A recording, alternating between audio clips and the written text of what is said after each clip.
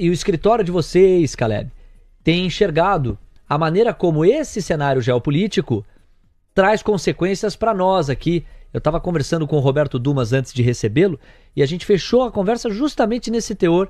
Importante conhecer a sua tese também. Perfeito. Fica numa situação um pouco difícil falar depois de Dumas, né? Ucrânia aí no mercado. Mas, seguindo aqui. Bom, como a gente vem repetindo, e vocês também, inteligentemente, vem repetindo esse ponto, tudo que acontece agora, o investidor brasileiro precisa ter a consciência que esquece olhar para o cenário Brasil apenas. É necessário olhar lá fora, porque nós somos vulneráveis ao que acontece lá fora. Nossa moeda ainda não é uma moeda forte. Tá?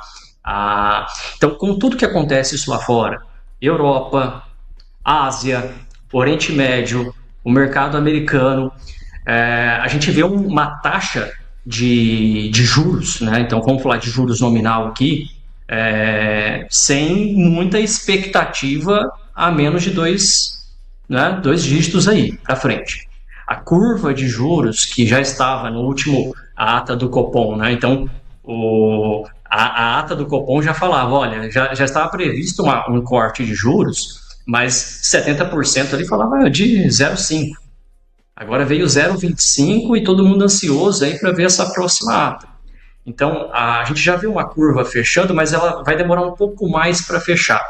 Isso mostra também qual é o impacto disso, né? De externo, juros e agora nas empresas, né? Aqui no Brasil. Continua machucando o seu fluxo, porque durante a pandemia, e reforçando esse ponto, existiu muita alavancagem, principalmente no agronegócio.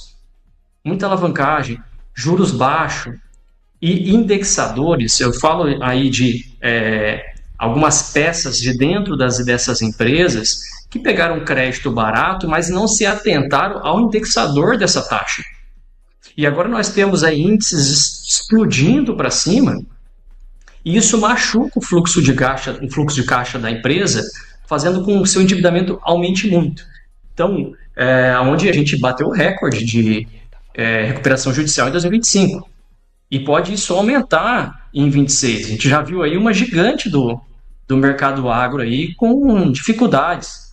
Varejo machucando bastante, principalmente o varejo, impactado diretamente, porque hoje 80% que a gente está de roupa, comida, tudo que você pensar que está aí na sua mão agora vem sobre rodas.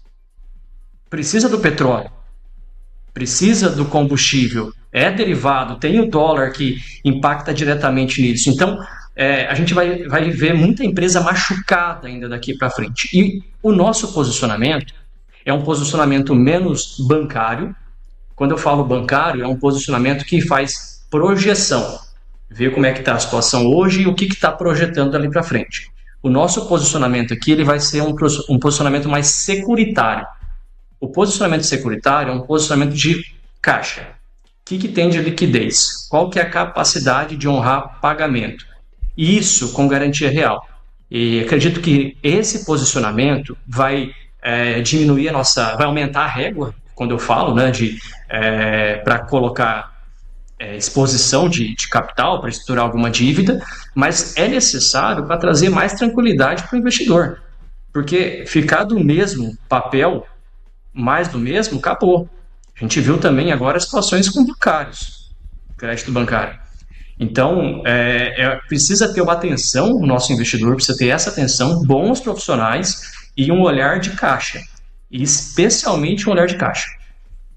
11h56, a gente teve o prazer de receber o Caleb Antônio, que é sócio da Patagônia Capital, engrandeceu a reta final do nosso Manhã TC News e nessa última fala, particularmente, a importância da construção do caixa, da busca por liquidez, para um entendimento maior e uma exposição securitizadora, mais defensiva, pelo que o atual momento, a atual conjuntura exige. Ainda mais diante de um final de semana, quando o Trump costuma produzir surpresas, né? Caleb, muito obrigado. Fique à vontade para voltar numa próxima. A gente se encontra. Um bom 2026 para você. Obrigado, Leonardo. Nós agradecemos. Um abraço para vocês.